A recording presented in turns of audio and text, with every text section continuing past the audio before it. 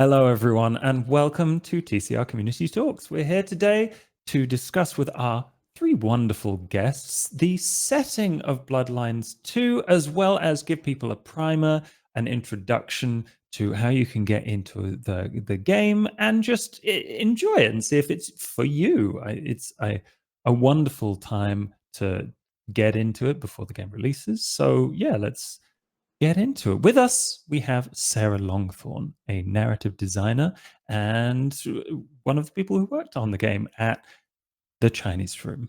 Hello. We also have Jason Carl, the brand marketing manager of World of Darkness. Hi. And last but not least, Miss Magitek from Magi RPG.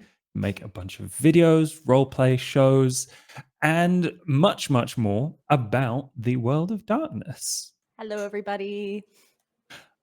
So if you've only played Dear Esther, Everyone's Gone to the Rapture, or Still Wakes the Deep, then you might not be familiar with the World of Darkness, which is the setting for Bloodlines 2.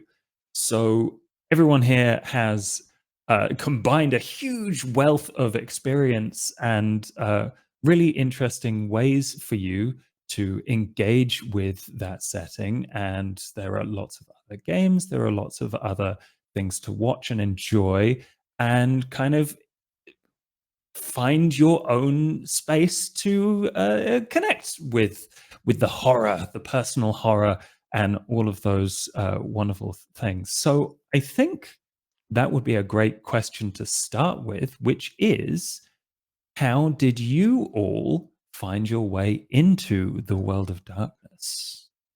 Jason, I think you are a great person to start with this. Well, I think anyone who has heard me talk about the World of Darkness before knows how I started, but for friends and family and followers of the Chinese Room, I don't mind telling the story again. I encountered the World of Darkness through its very first tabletop role-playing game, Vampire the Masquerade, right? And it happened in the early 90s. I was attending Gen Con, which is a massive tabletop game convention in the American Midwest. And like many people at this convention, I was a big fan of Dungeons and Dragons and Call of Cthulhu and many other tabletop role-playing games. I also loved vampires. And I consumed a lot of vampire media, movies, books, TV, comics. And at this convention, I saw a booth in the exhibit hall. And lined up at this booth were all these hundreds and hundreds of people, all wearing black, of course. And they all were clutching this book. It looked very distinctive. And I hadn't seen anything like it before. And it was the very first edition of Vampire the Masquerade, the tabletop role-playing game, which was, it's hard to believe today, given where we are in the state of entertainment media. But at the time, Vampire the Masquerade was revolutionary. And I can't really overstate how revolutionary it was as a tabletop role-playing game concept, where you are the monster, you're the vampire, and you have to deal with the consequences of that as part of the story you create with your friends. This was a huge revelation to me. So of course I got a copy. I immediately went home to Seattle and I couldn't find anybody to play with me. So it was about a month later that I found, quite accidentally, a Vampire the Masquerade live action role-playing game in my neighborhood in Seattle, a LARP. And I went to the LARP, I joined, and then there were, again, hundreds of people all participating in this role-playing game in a way that I had never imagined possible before. I didn't know what a LARP was. I didn't know how it worked. And suddenly I found my people. I found my community. And I have been involved with Vampire the Masquerade in so many different ways ever since. The themes of Vampire really spoke to me. It resonated with me, still do. And it was so unlike anything else available at the time that I was really hooked from the moment I got the book in my hands. Tracy, you also resonate with these themes quite strongly, right? Yes, and I will say my story differs a bit from Jason's story in that I don't have the legacy, of being into it for so many 1,000 years. years. Yeah, exactly. Being an What are you ancient saying? elder, of course. What are you saying, Tracy? What are you saying? Look, you're an ancient elder vampire. That's what I'm saying here. But but I mean, I have heard that. For me, I am more of a fledgling into the world of darkness. Though, you know, I think I might have graduated a I bit think and you might gotten have. I think you've. yeah, yeah. I was introduced to the world of darkness in the more recent 5th edition of Vampire the Masquerade and some of the other World of Darkness uh, splats that have been released since then. And so that came out in 2018. I remember the year very well. But yeah, 2018 was when I came from the perspective of I've been playing tabletop games for many years, and like many people in the world of tabletop, D&D, Dungeons and Dragons is kind of your gateway into that, and you start exploring other tabletop games. And World of Darkness was something I started, and I was actually streaming World of Darkness with friends, once the book came out in 2018, we were streaming our Vampire the Masquerade game, and we're still very new to the world and the universe of World of Darkness around that time.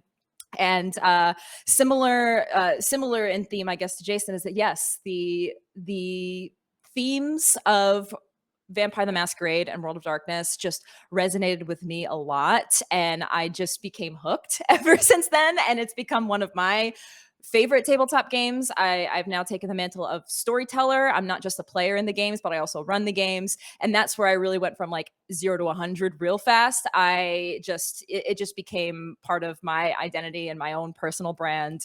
So yes, that is kind of my story and how I got into it. It is more recent, and I don't have that whole legacy behind me, but man, once I got into it, I got into it. So yeah. Fell deep. Yep, exactly. Yeah. Really deep and fast. And I remember Yes. seeing your stream. I remember seeing that stream very early on after we released 5th edition. And I became a fan of your stream. I became a fan of the story and the characters. I thought, this is great. Yeah. Terrific. I wonder what's going to happen with these characters and these people. And here you are. Yeah.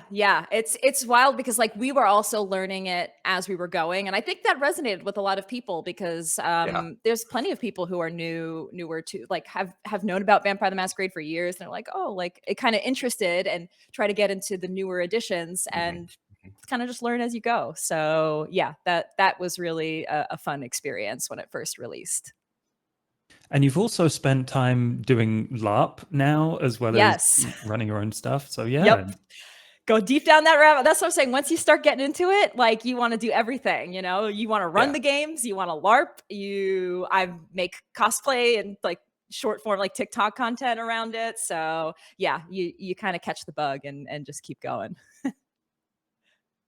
And Sarah, I mean, I know a little bit about this because I'm your storyteller. But yes.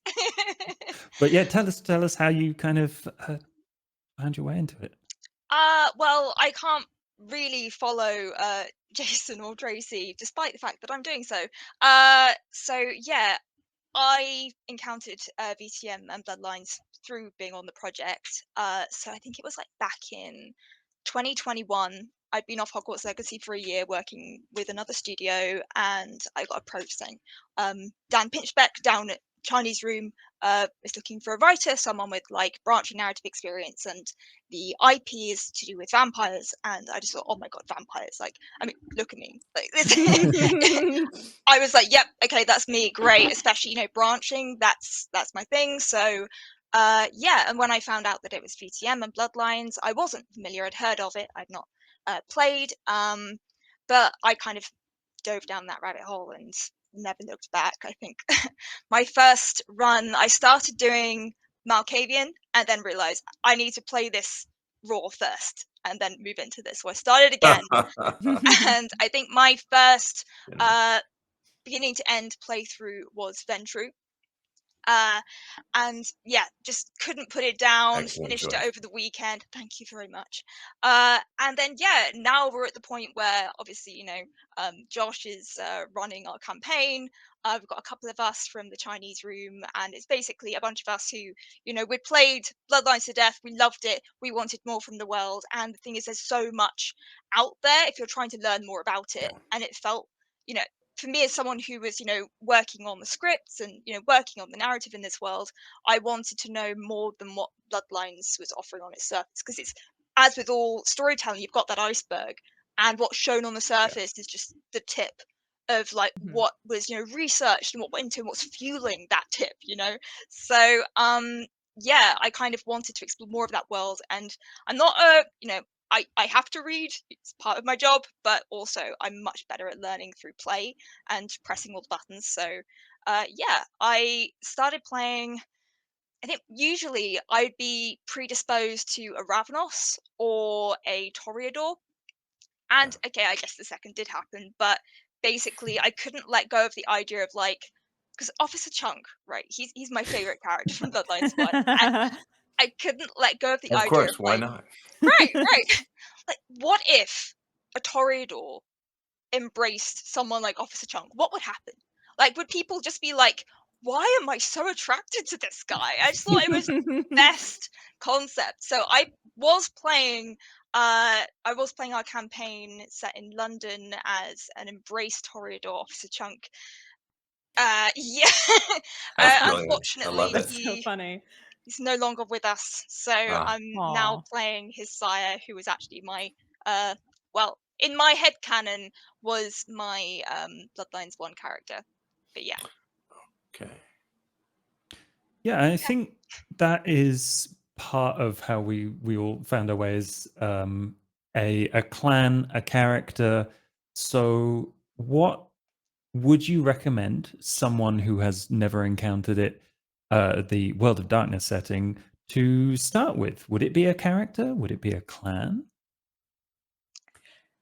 Yeah, I do feel like the one of the unique things about Vampire the Masquerade is that there is a lot of like clans and they have very unique like things about them, a lot of their identity. And I remember when I was first getting into VTM and I picked up the 5th edition book and you just look through the pages about all the clans and there's like visual art about them. There's different writings about certain archetypes that you could play, and just kind of going through that, it does give you an idea of what like the clans are, what their identities are, and you kind of just find where and like that one I identify with it. When I was first getting into it, it was the Toreador. I saw that clan and I was like, yes, like this speaks to me. And so yes, I played a Toreador in my first playthrough of Bloodlines, and like I think that is one of the things about World of Darkness that does get people Yeah, interested, is the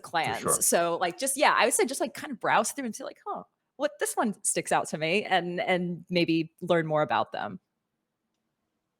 Yeah, I think you're right, Tracy. I think one of the unique characteristics of Vampire the Masquerade, one of its organizing conceits, is that there isn't just one kind of vampire in the world, and there are many different kinds, and they are differentiated into families, lineages, bloodlines called clans. And each clan has a certain set of powers. They have some shared characteristics, and they're all a little different from each other. Often they'll have a different style, and so we offer a lot of different ways to look at all the clans, either singly or at once. Tracy flipped through the book and saw the illustrations and the photographs and the characteristics and the symbols of the clans, and Toreador leaped out at you and said, "Oh yes, that's what I want." If flipping through books isn't your thing, one of the best ways to figure out what clan you are, if you don't know anything about them, is to take our official clan quiz at worldofdarkness.com, and it will lead you through a series of questions, and it will sort you into the appropriate clan, which will become yours forever, officially, of course. Um, it's a great way to discover how humans fit into the world of Vampire the Masquerade I think once they become also embraced. I think also, if you're coming into VTM and you've played things like D&D before, Mhm. then figuring out what kind of characters you've enjoyed playing, what kind of play styles you like, but also the narrative experience. So for Yes. me, whenever I used to play Dungeons and Dragons, I liked to make absolute mischief and chaos. Just like I wanted to come up with the stupidest plan and see if I could get away with it without dying. And I never really got too attached to characters. I was very happy for them to die if that felt right for the narrative. But just like seeing what the stupidest thing I could do was, and for me, when I saw Ravnos, I was just like, oh great, like that's literally part of the clan, is, you know, that bane of just, you know, being drawn to danger and doing the stupidest thing. I was just like, you know what, great, like let's validate this. That's a great question. What was it about Toreador that really jumped out at you, Tracy? I think the fact that they are all like they're all artists and suffering artists, you know, that was the main thing. I think I am, in general, I'm a very visual person. Whenever I make a new character for Vampire the Masquerade, I actually start with the visual aspect of the character before I even start building like a backstory or anything like that. I will find the visual references that I want and then start building from there. So I think I was just, and maybe that's like the Toreador in me also. Like they are very visual individuals in that sense too. They're clan bane. They very much want to be drawn to things that are beautiful. And so I think that is what stood out to me more than anything. And I also very much like to play into the characteristics of each clan. Obviously, you can play a clan however you want. Sometimes people will make a character and be like, I'm going to actually be a bit of an outlier to like the general clan stereotypes, which is totally a thing you can do. I actually like playing into the stereotypes a bit because I think that's very fun.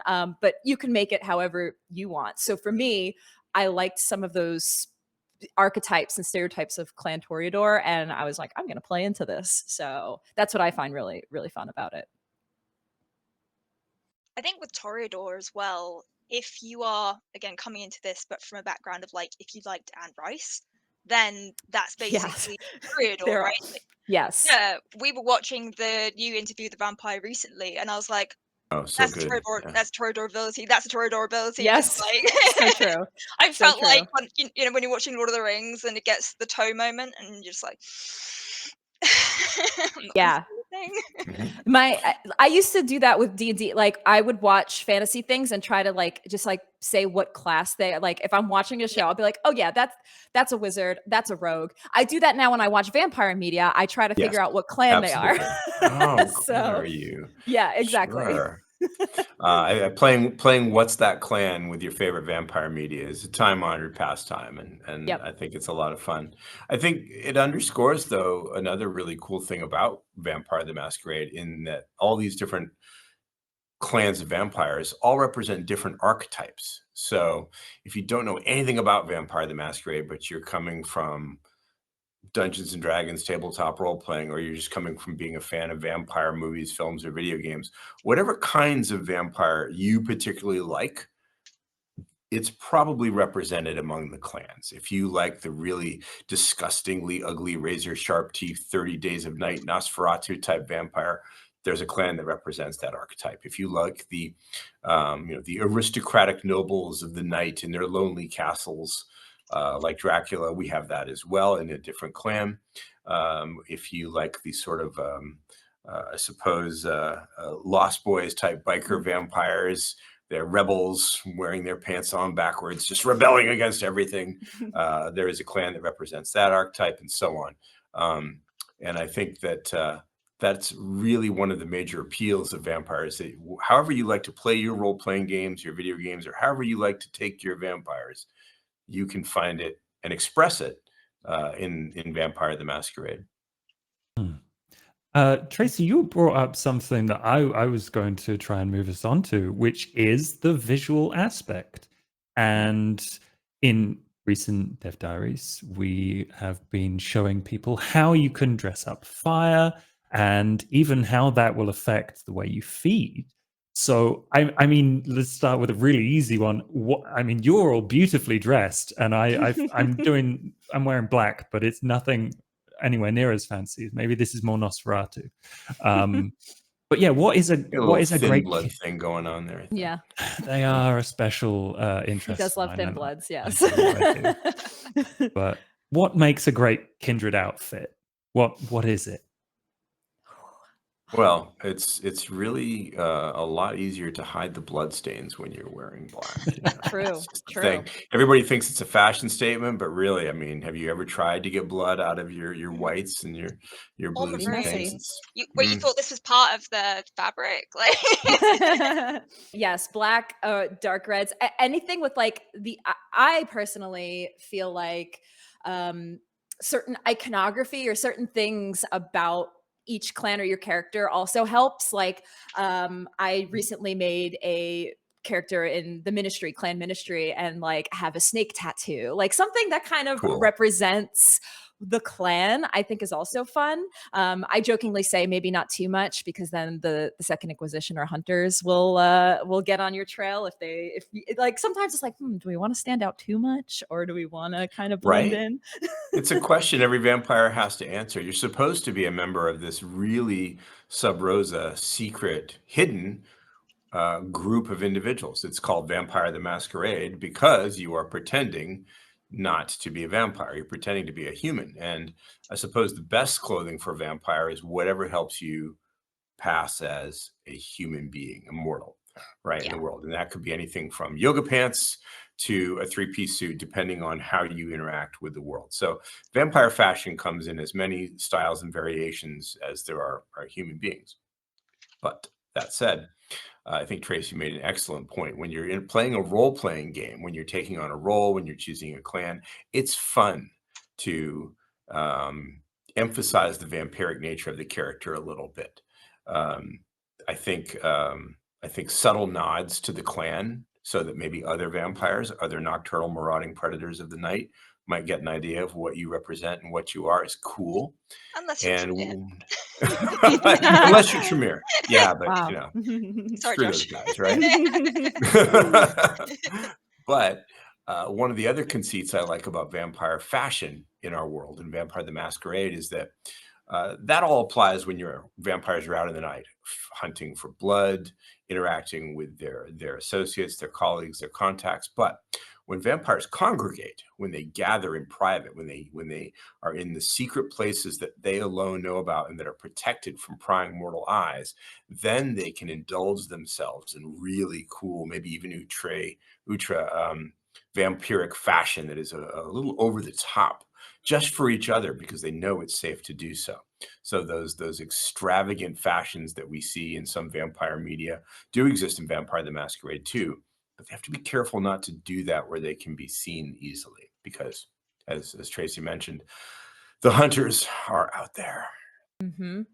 Mhm. I think there's like, for me, two axes. There's like the axis of fantasy and like the reason that you're playing this vampire, and is there Yeah. a sort of style associated with that, like you were saying, Tracy? But then, also strategy. So if you're Ventru and you know that you have to sort of only feed in a certain type of person, maybe you'd consider, wearing things where you're going to blend in amongst that crowd.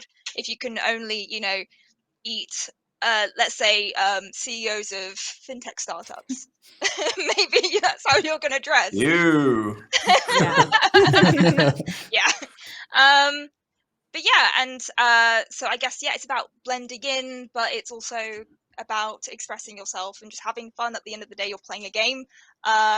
You want to play something where you feel cool and you feel like you're embodying the reason why you chose to be a vampire.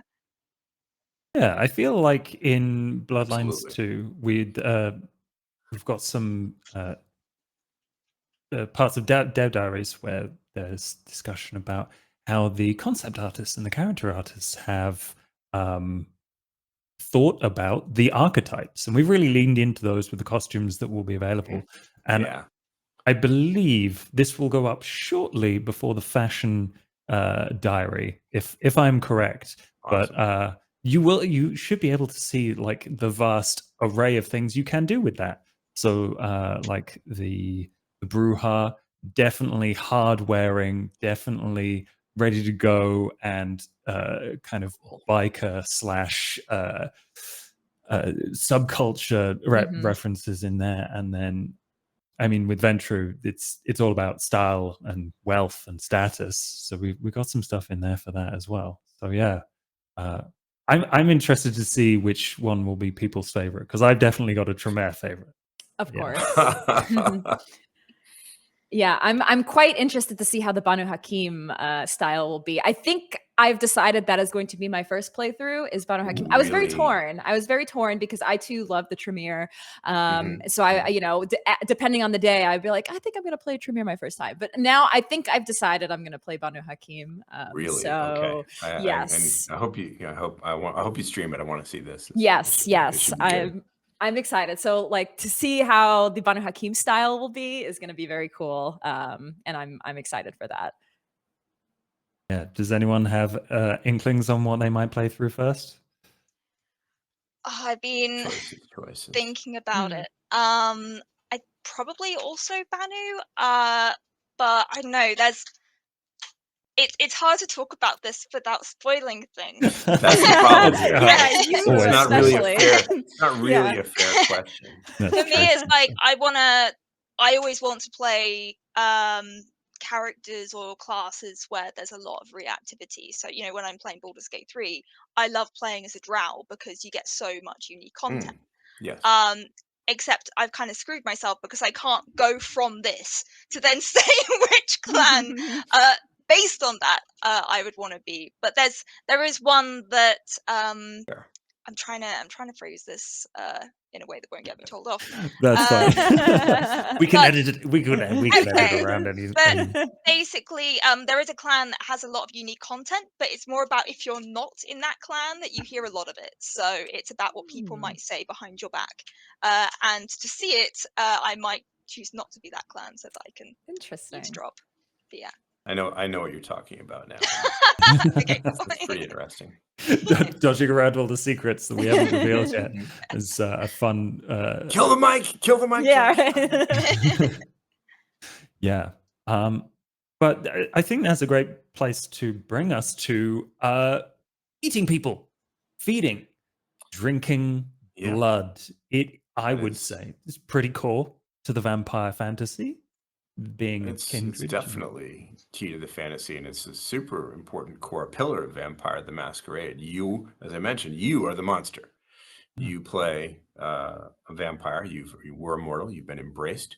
You inherit this terrible internal struggle of humanity versus your inner beast, and that beast drives you to do terrible, terrible things, such as hunt humans for their blood and drink their blood.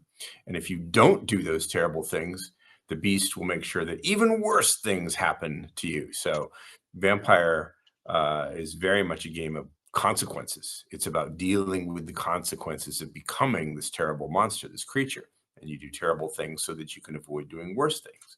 So drinking blood is pretty compulsory to the experience. And it's one of the ways in which, of course, we reinforce the idea thematically that you are a monster and that you have to deal with this. Mm.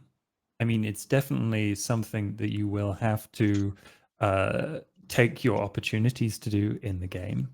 Yeah. But also, how have you dealt with that? Sorry, while you're either playing your games or thinking about how the characters act, even. Yeah, I think for me as a storyteller, the big thing with feeding is like always fighting the beast, and that's something you'll, especially in the tabletop, you'll learn a lot about. Is you're fighting a beast who constantly wants to feed, and you never, as a kindred, like that never really fully goes away, and you constantly are dealing with that and fighting that beast. So in the tabletop setting, that can take any form you want, and again, depending on the clan that you pick, you might say the beast kind of shows itself in different ways. So Sure. to me, that's always like a big part of like my story and storytelling in Vampire the Masquerade, is just fighting against that hunger, that beast as they call it, and like knowing that that's something you're always gonna have to fight. I think that's just a very, obviously, like you said, like feeding on people or whatever you feed on, it might not be people, is something that is just always in every vampire. Like that's just part of the mythos of vampires. But it's certainly a unique way that it's brought out in Vampire the Masquerade, because interpreted as this like beast that you're always fighting against. I think also just like the plethora of like different strategies you can take to it as well that sort of Yes. allow for different types of gameplay or role play depending on what you like. You know, I was saying earlier, I love pressing all the buttons and just being an absolute menace to society when I play. So feeding is like one of my favorite things to do because there are so many opportunities to be messy and get in a lot of shit and then have to get out of it. Sorry, Josh. But you know, I mean, I kind of ruined it for myself with Chunk because he ended up getting a pretty good system. Like he just had like a bunch of students that he'd lured down into like his cellar with the promise of free donuts because he had procured 3,000 donuts. And yeah, and he's basically just like pumping all these students full of donuts so that the blood tastes how he likes it. And now he's good. Well, he was good until Love that. But Well, yeah. that's one issue you'll have to deal with. Is sometimes it is. Yeah. Sometimes it is. I think when we approached the design of Vampire the Masquerade 5th edition tabletop, we made a really drastic change to how vampires feed in the tabletop role-playing game. Previously, we measured blood. Essentially, blood was like a gas tank that your character would have, and you were either low on blood or you were full, depending on how much you were feeding. And we would measure blood as a gauge like that. And then as the V5 team was building out the new role-playing game, we took a long, hard look at that, and we decided pretty much collectively that this isn't as much fun as it could be. And it isn't nearly reinforcing enough of the idea of being a vampire. So the team experimented with several different methods of changing that. And what we came up with was what we know today as the hunger dice. So instead of measuring blood, we measure hunger. And the reason for that is because how much does 10 blood feel like? I'm at 10 blood. What does that feel like? I don't know. It's better than 5 blood, I guess. But everybody knows what it feels like to be hungry. We've all been hungry, right? We've all skipped a meal or more, and we've all been so hungry that we're angry. We've been hangry before. And so that is a very relatable sensation that we tried to bring to the tabletop role-playing game through the mechanic of hunger dice. So now instead of measuring whether you have a full blood pool or not, a full blood gas tank, we measure how hungry are you, and the hungrier you get, the more likely the beast is to make you do terrible things to satisfy that hunger.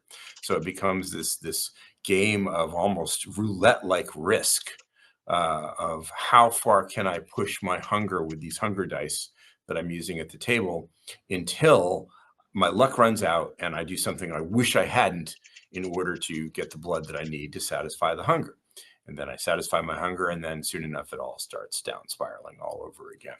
And that, I think, is a really cool, fun thing to play in Vampire the Masquerade. You're going to have to deal with this hunger, and the game has a mechanic that reinforces it constantly. You can't forget about it. It's never far from your mind, which I think is probably a lot like what it is to be a vampire, actually. It's hard to imagine being a vampire. Our brains just aren't equipped for that sort of thing. What does eternity feel like? I don't know. It's been 5 minutes waiting for this bus already. But we know what it's like to be hungry. And from that one simple emotion, I think you can extrapolate a whole desperate vampire situation. Yeah. At least that's what I tell my players when I'm mean to them. Yeah, I love that. Like hunger, when you're, at a hunger 4 versus like a hunger 1, it's a very different vibe.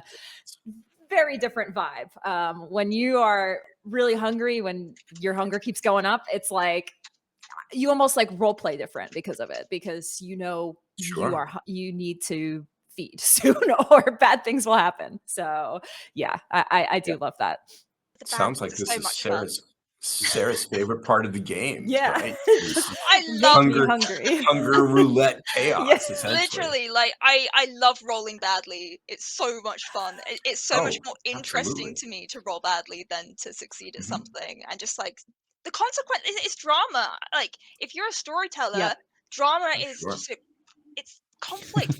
Yes. Just give Yep. me the most interesting thing. It's like, this is a tangent, but when you watch those like apocalypse films and it's like, oh my God, this meteor's crashing down to Earth and we're all going to die. But then they save the day. And I'm like, don't just, I want to know what happened. Like, I want to see it crash down to Earth. I want to see the chaos unfold. Why did you just cut before the best part? And, a bad roll, great. Just give it to me. It's great. Love it.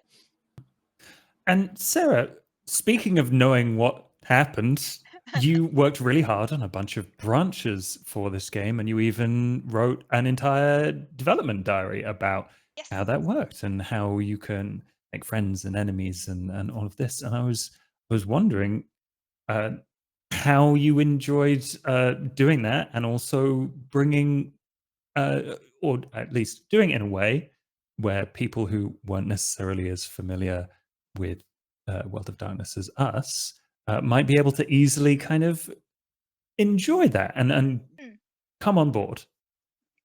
Yeah, okay. So I guess, I'll establish some terminology first. So like when I'm talking about, like, if I talk about a narrative system, I realized after the dev diary a lot of people thought that was about, like, how we're approaching how a choice is written, and it's not that. It's more about what's going on behind the scenes to um fuel the approach, I guess, to what kinds of choices you get, not how they're written, but like what things are on offer, and why, but then also how those structurally work, and sort of play into each other and play into a system that might have sort of longer consequences. So that was what I was working on. It was very much about figuring out our approach and thinking, okay, well, we know what is it to be a vampire? What kind of choices do we want to be making? Well, I knew that I didn't want to do something like, Mass Effect, where it was like good or bad, because, firstly, not that kind of game. Everything's, a different flavor of shit. But then also, Sounds like Vampire. you want something that's nuanced. You want something that's like always got a little bit of like texture to it.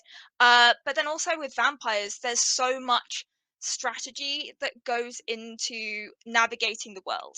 And that was like the main thing that we were fixing on. It's like, okay, there's role play, but then there's also this idea of like vampires will see a thing they want and they will stop at nothing a lot of the time, depending on the clan and your personality. But a lot of the time will stop at nothing to get it, and will be, they'll do some pretty ruthless, brutal things if they're so inclined. And so a lot of the time it's thinking, okay, what ways might this character conceive of getting what they want in this moment? And again, that sort of leans into what we were saying earlier about like the different clans and the different sort of fantasies they give you, and like the different kinds of ways people like to play games. Like, are you someone where, you know, you like to be on people's good side? And, in something like Mass Effect, that ends up with just like, I'm nice. And they're like, cool, we like you being nice. And everyone's just happy, happy, happy. Whereas here, we're taking that cynical stance that you can kind of expect all the way through VTM, which is like, okay, if someone's being nice, does that mean they're nice, or does it mean that they're trying to get what they want? Will they get what Kissing they want ass. because they were nice? Mhm. Yeah, you're being a sycophant potentially. Or yes, you could try and be, a dickhead about it and say like, you could try and be more aggressive, but that might not always go down well. It depends who you're speaking to. It also depends on like, yeah, how you're perceived. And if you suddenly change your behavior and you've been known for one type of way, and then suddenly you're acting differently, that might have its own reaction. The same thing if you're, we were talking earlier about how do you want to sort of lean into your clan or lean away from it, and that will get its own reaction too. And in terms of uh, how that is made accessible for new players, I think a lot of the time what we'll do is, if you are a certain clan, there might be specific options that are just for your clan, where it says your clan and then it's the option which is basically leaning hardest into that stereotype. And that's a good way Okay. of sort of showing players, oh, okay, this is kind of, if I wanted to go with my clan, then I would do this. And it kind of teaches you through doing. Um, Whereas, you can also opt not to do that and kind of be a bit more of a standout, or, simply bit idiosyncratic. Like, people don't always act the way they've always acted. And, within a degree, that's fine and, expected. It's only when it's real standout that people are going to sort of side eye you. But yeah, has that answered the question? Oh no, I would say so for certain. And I know everyone here enjoys that political side Sure. of navigating vampire society, kindred, the world of the kindred. Oh, absolutely. Think about it. I mean, you're a vampire. You only are awake and active for a very limited number of hours out of every day, right? You've got to stay hidden. You have to stay hidden. You have no choice. You can't expose yourself. You've got to probably commit acts of violence in order to survive. You probably have to kill at some point, maybe more often than you'd like. And then, as if that's not bad enough, right? How much more worse could it get? Well, actually, it could get a lot worse. You've got all these other vampires, and they're all motivated by various different needs, wants, desires. They're members of different clans. They're members of different political factions, different religions, and they all want things. It's good to want things, right? Especially if you're trying to create drama in a game. And all these wants, needs, desires, loves, hatreds all clash. So suddenly you've got not only the personal horror of being a vampire and dealing with that, but you've got political horror all around you, being forced to do things that you probably don't really want to do just to get along with all the other vampires around, or to avoid being singled out for punishment or something even worse than that. So it gets really cool and complicated as those alliances shift and change. I guess it's like being like the undead mafia or something like that. Yeah, one thing I think is going to be interesting is also, I think a lot of folks can relate to this when you're playing video game RPGs. Sometimes you just want to pick the nice guy option because you're like, I don't want to make people mad, or like, yeah. And that's Do the you, thing. Tracy? Yes, actually, I usually do. I'm always like, I don't want to upset anybody. I believe it. I don't want to upset anybody, so I'm always going to pick like the nice guy dialogue. But this doesn't necessarily. It seems like that might not always be. If you try to pick the nice guy dialogue, it might actually backfire on you in some ways. This is World of Darkness. It's not about being the good person, Right. So Exactly, you don't always have to pick that nice guy dialogue. We really wanted to flip that on its head because there's so much research showing how, like, I remember sort of making some of these games and then seeing that it was like 90% of people picking the same options because it was the nice option. They didn't want to upset an NPC. And Right. for me, if I'm designing choices, that's boring. I don't want players Yep. to, when I was, I love Mass Effect, but when I'm playing it, I'd be like, well, I don't want to make there them isn't mad. really exactly. But also, you get different outcomes for, Paragon and Renegade. So I'm thinking, and it doesn't really honor the middle section a lot of the time. So I'd be thinking, oh, well, I know I want the Renegade option, so click, click, click, click, click. Mhm. Barely even read the options or the question. I'd already know what I wanted to click, and it wouldn't really change anything for me. There was no sense of sitting down and sort of sitting with the question, thinking, "Ooh, what do I want to do with this?" When I'm designing a choice, what I really want is for players to sit back and think, I don't know, like, what will go best for me. Like, Mhm. there's thinking about strategy and engaging with it more mentally, and thinking, okay, this could have this outcome based on this person and how I've acted so far and this and this. Or it could be more of a role play thing, and you're thinking, I really want to play a vampire who is genuinely like this, even if it means that it's going to get them in trouble sometimes.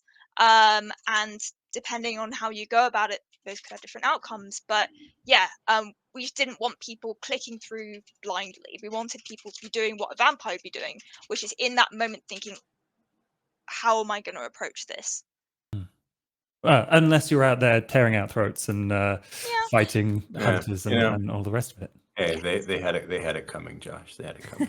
I'm I'm curious, Tracy. How is the nice vampire working out? I mean, is that you're like one of the nicest human beings I've ever met. It's so difficult to imagine you being mean, and yet I've seen you role play vampires that would put the fear of the devil into anybody. Yeah. So how do And you reconcile that tension within yourself as a Vampire the Masquerade player? I know it's true. I too, I am like the non-confrontational, like, yeah, I want to, make everybody happy in real life. But man, when I take on certain personas, when I play my vampire games, I can be ruthless. Like, Yeah, I've seen it.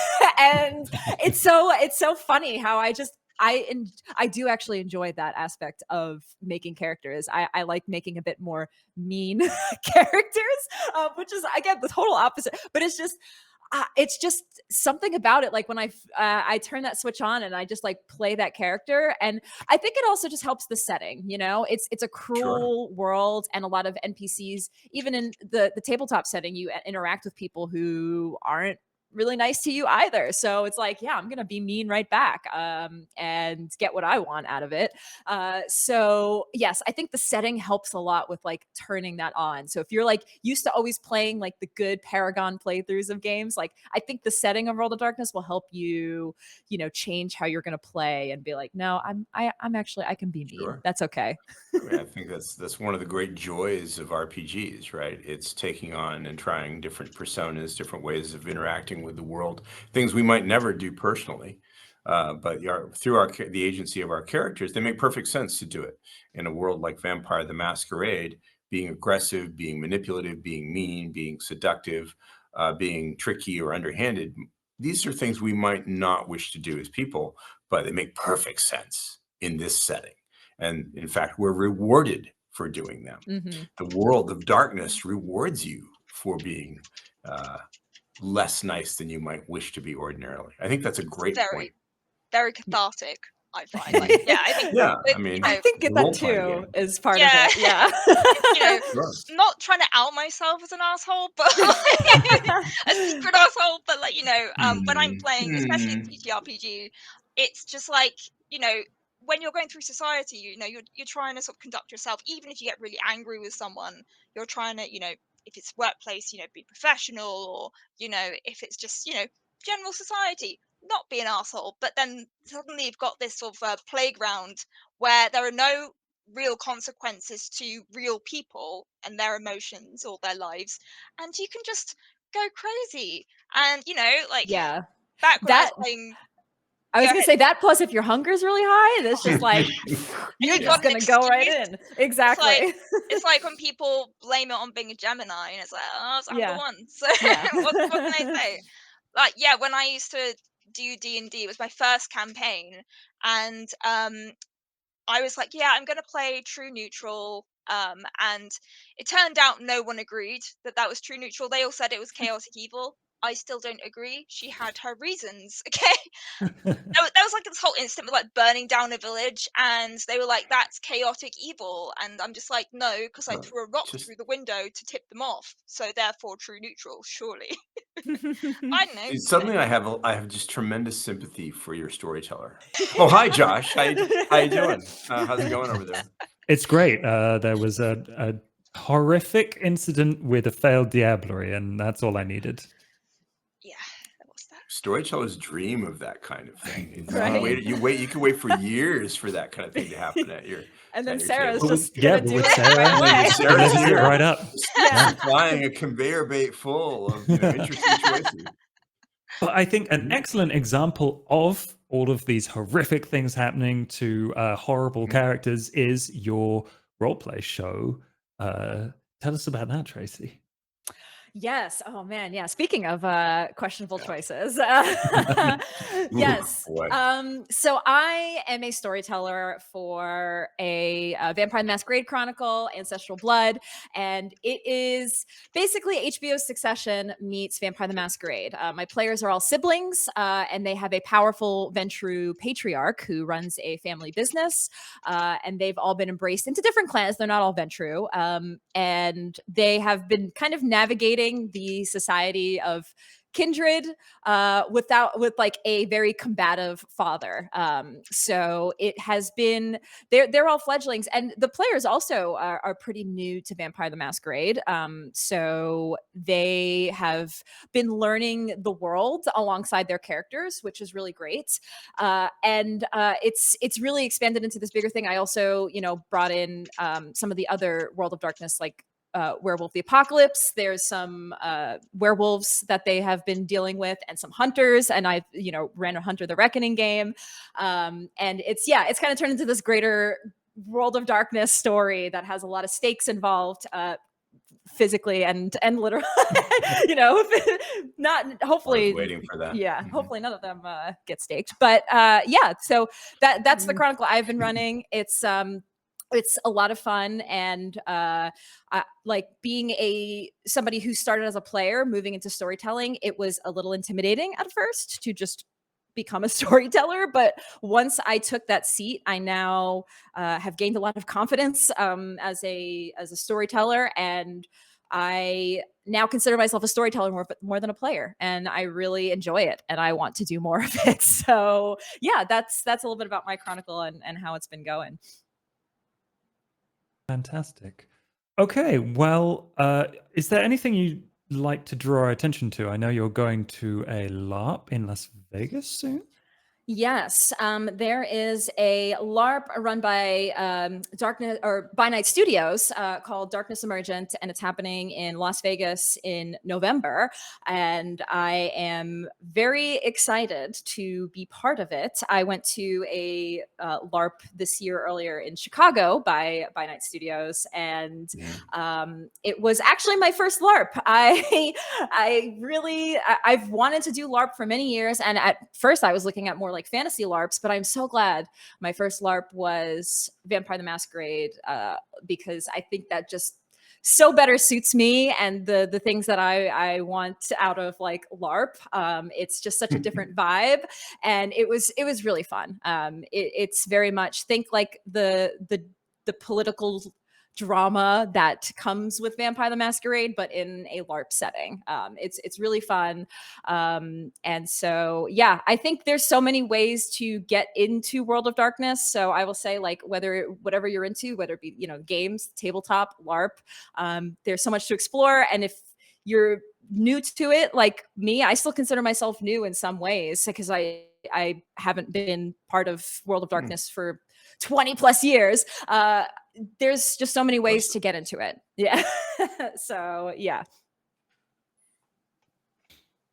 All right. Well, if that's everything from everyone, thank you so much for joining me here today. I will make sure that there are links to all of the events and different ways you can find information about the World of Darkness, like the quiz and all of the roleplay shows that Tracy's been in as well. So without further ado, thank you for joining us, and we'll see you next time.